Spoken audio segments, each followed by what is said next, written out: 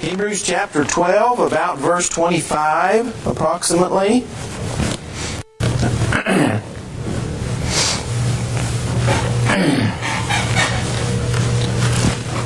And recall that, like I mentioned last week, this is the writer's last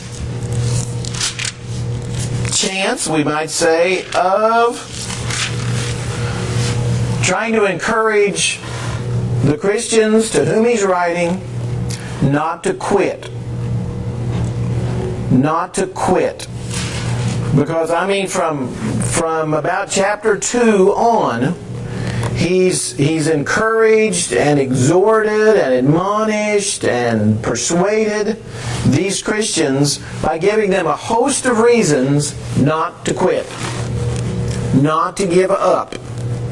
Some of them probably were having a lot of persecution. Some of them were suffering. Some of them wanted to go back to Judaism because it looked safe and comfortable.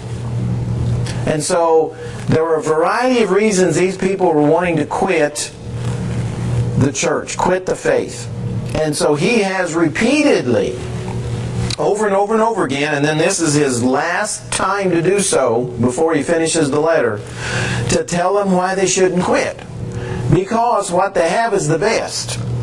They have the best high priest, the best promises, the best hope.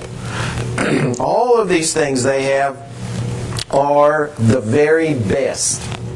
So if you have the best, why would you leave the best to go to something that's inferior? Well, that's what he's been telling them.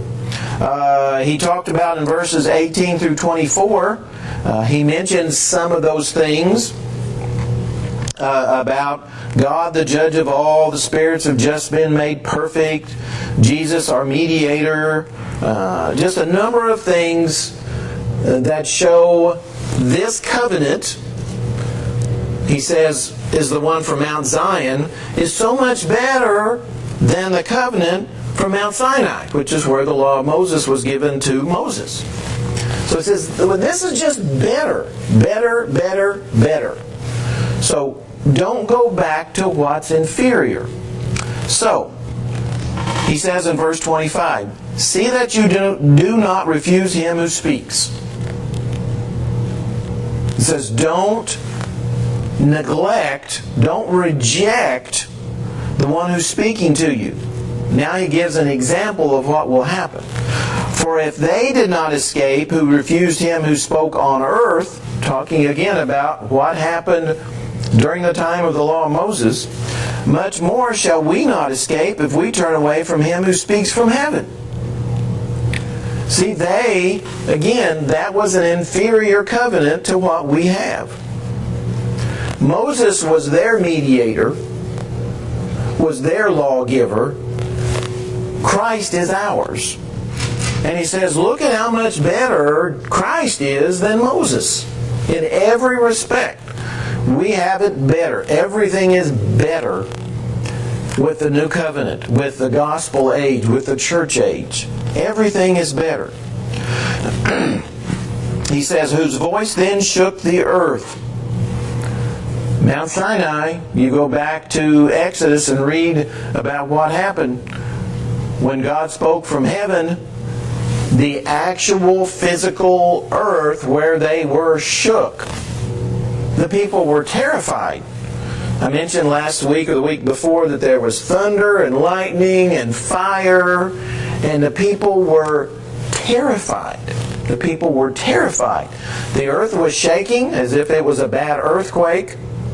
So see here, he's reminding them of what happened years ago when God spoke on Mount Sinai. He says the earth shook. But now he says, he has promised, talking about God, saying, yet once more I shake not only the earth, but also heaven. Of course, that's going to happen at the end of time. At the end of time, it's all going to be destroyed. Let's go to 2 Peter chapter 3. And we'll see what he's referring to there. 2 Peter chapter 3.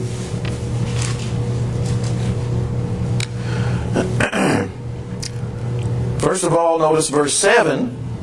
If someone would read that for us, 2 Peter chapter 3, verse 7. But by his word the present heavens and earth are being reserved for fire, kept for the day of judgment and destruction of ungodly men. He says they're being preserved now until the day of judgment. Until the day of judgment. And then they're going to be destroyed. See, verse 10. The day of the Lord will come as a thief in the night, in which the heavens will pass away with a great noise, and the elements will melt with fervent heat. Both the earth and the works that are in it will be burned up. And he talks in verse 12. The heavens will be dissolved, being on fire, and the elements will melt with fervent heat. All of these things, he said, at the end of time, God's going to shake the earth and the heavens one more time, and then that's going to be the end of it. There's not going to be any more heavens and earth. It's all going to be completely destroyed. Whenever God says, this is the end, then that's the end. He's going to destroy it. And it's up to Him. So He says, once more, it's going to happen. Notice verse 27. Now this, yet once more, indicates the removal of those things that are being shaken. The heavens and the earth. This world we live in and all the stars and the planets and everything. As of things that are made, that the things which cannot be shaken may remain. See, our spiritual home in heaven, that's going to remain. But all this other, this world, this earth, and the what we call the skies, those heavens, it's all going to be destroyed. Just like he says here, it's all going to be destroyed. As he says, removed. It's simply not going to be here anymore. But he says there are some things that's going to remain, and of course that's God's home, heaven. That's going to remain. So he says, therefore, since we are receiving a kingdom which cannot be shaken, let us have grace, by which we may serve God acceptably with reverence and godly fear, for our God is a consuming fire. Our God is a consuming fire. So he says, we're receiving a kingdom which cannot be shaken. See, the church, that spiritual kingdom, is not going to be destroyed. It's not going to be dissolved, removed. It will remain. We will remain, because that's what the church is. It's us. So, it's not going to be shaken. So he says, because of that, since the church is going to remain, God's people will remain, the faithful will remain, he says, let us have grace. Let us be grateful. Let us be thankful for that very thing. That's one thing we don't have enough in the church is thankfulness and gratitude. Because we do live in the best of times. When we're talking about the three ages, the patriarchal period, the Mosaical period, and the gospel or the Christian period, this is the best period. So we should be very grateful, very thankful for that. And because of that, we should serve God acceptably, which means we can serve God unacceptably. There's no point in him putting the word acceptably there unless there's a way to serve him unacceptably. So he says, let's serve him with reverence and godly fear. Reverence is a respect. We should be in awe of God, of who He is. Would someone read Psalms 89, verse 7? Psalms 89, verse 7.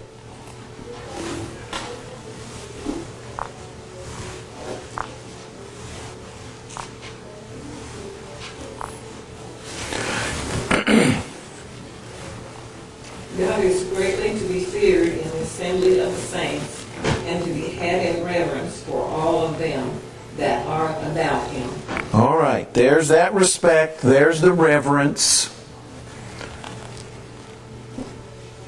We're talking about worship today in our sermon, and when we assemble to worship, it's not supposed to be like a party. We're supposed to show reverence. We're supposed to show respect. So he says, serve Him with reverence and godly fear. Not just fear, but godly fear. This is an acknowledgement of the fact that God is the only one who has the ability to destroy both body and soul in hell. Remember Jesus' words, don't fear men, because all they can do is destroy your body. But he says, fear Him who is able to destroy both body and soul. So, this is how God is depicted here. He ends up by saying, our God is a consuming fire. There's two very different aspects of God, both of which are from the Bible. He's full of mercy and compassion and love, but He's also full of holiness and justice. And so those are both part of who God is. He's both. He's not just one or just the other, but He's both. And so here He's stressing the fact that He's a holy God and one who is just. But I want Him to be just. I want Him to be just. I wouldn't want God to allow everyone into heaven. I wouldn't want to be in heaven with Hitler. I wouldn't want to be there with him. Because it wouldn't be just. It wouldn't be right. So there is those two aspects of God. His justice, but also His love. Of course, without His love, nobody would be in heaven. Period. But His justice is the part that says not everyone is going to be in heaven. So when you put it together, then you see from the Bible when Jesus says, narrow is the way, straight is the gate, and only a few go by it. There wouldn't be anybody going by it if it wasn't for God's love and mercy. It would be a completely empty road.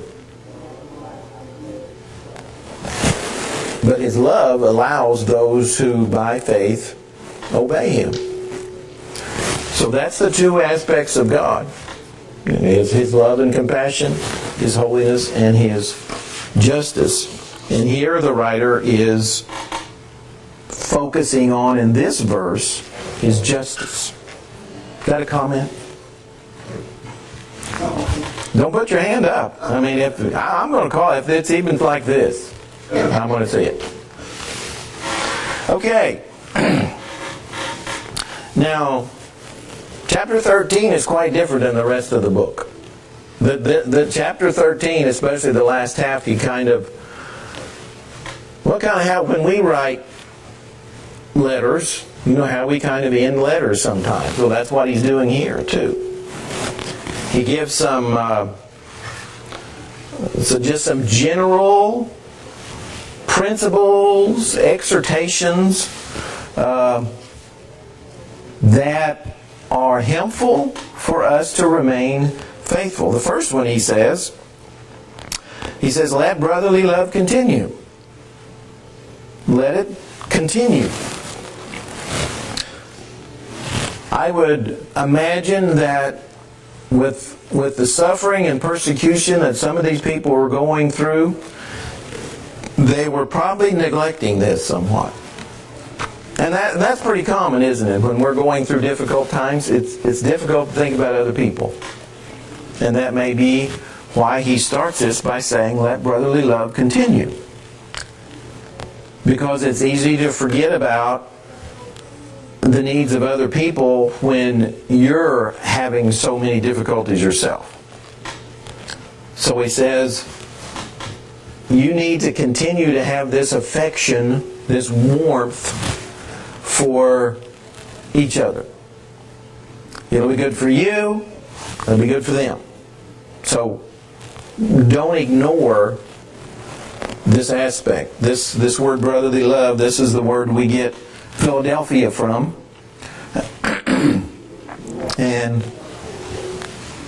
it's the city of brotherly love. Well, that's where the word comes from, this Greek word that's used here. Let brotherly love continue. And there's so many places, and especially in the New Testament, that talk about, be kindly affectionate to one another, be kind to one another, again, show brotherly love to one another.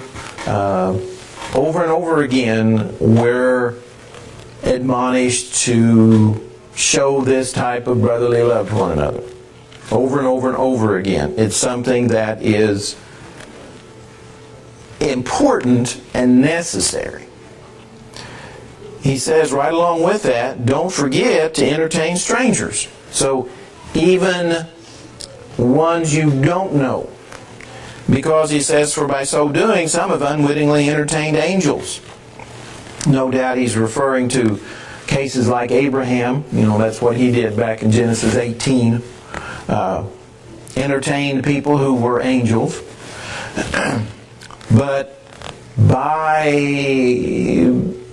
offering hospitality and kindness and love to people that we don't even know, we are, kind of in a way, we're showing that to God Himself. Because we don't know who these people are. I remember, and I've used this example before, but when we lived in Jonesboro, Arkansas, the church we worshiped with there, one of the deacons, his wife, for me was always the very best example of this. I don't remember how many kids they had. I think they had 3 or 4 kids. They kind of lived right in the middle of Jonesboro. And you might go over to visit them and you would have no idea. She might have somebody she was talking to that was in need of help, and they would be living with them for a while. Didn't know them from Adam. And she did this. We were there for 5 years. And she did that the whole time we were there. She was constantly having strangers that she was showing hospitality to.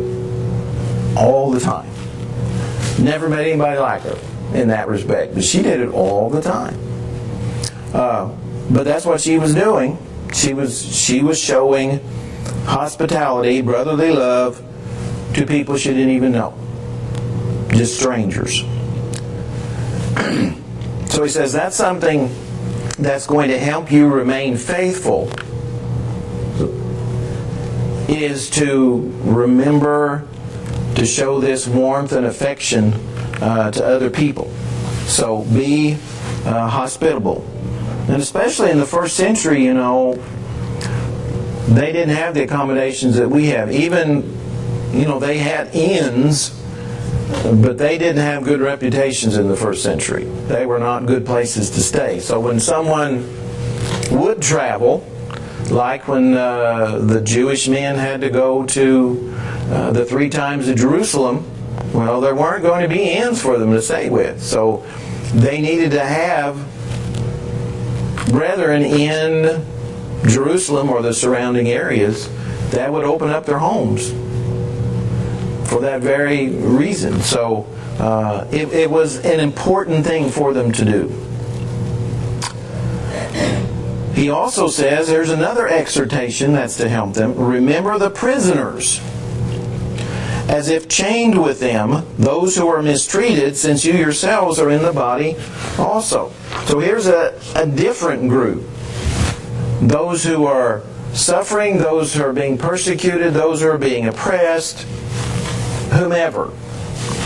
He says, show compassion for them. And when he says remember, he doesn't mean just to think about them. Do what you can for them, whatever that is. Let's go to back to Matthew 25 for a moment, to something Jesus said. Goes right along with this passage. Matthew 25.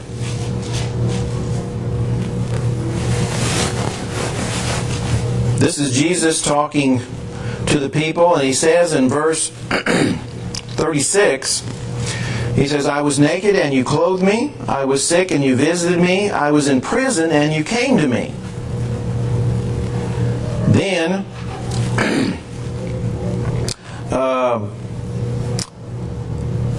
verse 40, and the king will answer and say to them, Surely I say to you, inasmuch as you did it to one of the least of these my brethren, you did it to me. So when they clothed somebody, it was like clothing Jesus. When they visited somebody, it was like visiting Jesus. When they went to see somebody in prison, it was like seeing Jesus in prison. So when the writer here in Hebrews talks about remember the prisoners, he says, remember that you yourselves are in the body also. You might someday be the one that's persecuted or suffering or needing clothing or needing visiting, or you might be in prison yourself. So remember that you're in the body also, and that while you may not need it now, you may need it someday. So when you can do it, and then when you can't, someone may do that for you. Then there's another thing he says that's important. He says, marriage is honorable among all, and the bed undefiled. But fornicators and adulterers God will judge. Of course, marriage comes from God. He's the one that instituted it. So we know that it's a good thing when it's done right. When it's done right. And that's the difference. It takes two people to make it right. And if only one of the people is doing what they're supposed to do, it's not going to be a right marriage. So he says, when it is done right, it's honorable. It's a great thing. It's a thing of honor. And the bed undefiled, because he says that's where it's supposed to happen. But he says it's not supposed to be for fornicators and adulterers. Why? Because God is going to judge them. I mean, God has a law for marriage. Jesus stated it, and the other writers in the New Testament stated it. Paul stated it. So we know what God's law is. God's going to judge fornicators and adulterers. Then there's another thing he says, verse 5. Let your conduct be without covetousness. Now he talks about something very different. Be content with such things as you have. For he himself has said, I will never leave you nor forsake you, so we may boldly say, the Lord is my helper. I will not fear. What can man do to me? No, the love of money is not supposed to control us. We have to have money. You know, we have to buy food, and we have to have shelter over our heads, and we have to, we have to have it. But the love of money can become sin, he says. He says, let your life be devoid of coveting. He says that's not how you're supposed to live. So if we turn back a few pages to 1 Timothy 6, at the end of that first letter, Paul writes to Timothy,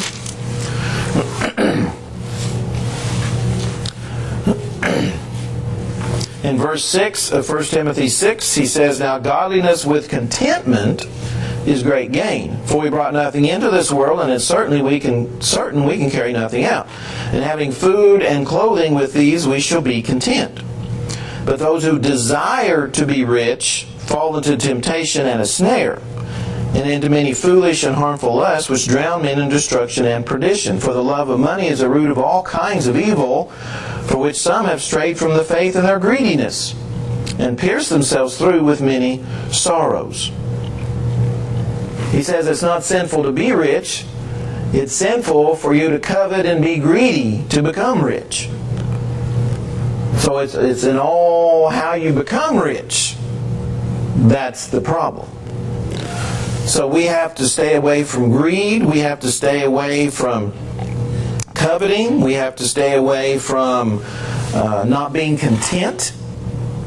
All of those things. We have to have confidence, he says, in God's providence. That's what he's talking about here. We have to have confidence in God's providence that he says, I will never leave you nor forsake you. That's what we have to have confidence in, that that's exactly what he's going to do. He will be there. Never says we're going to be rich, though. Never promises, great wealth. A lot of religions today do that. The name it, claim it people and the prosperity gospel people and all those claim that if you do what God says, God's going to make you rich. That's not found in a single verse anywhere in the Bible. But people want to hear that. That'd be a good thing to hear. It's just not true. But you hear it a lot. Well, our time is up. Why don't we stop there? And Lord willing, we'll start with verse 7 next week.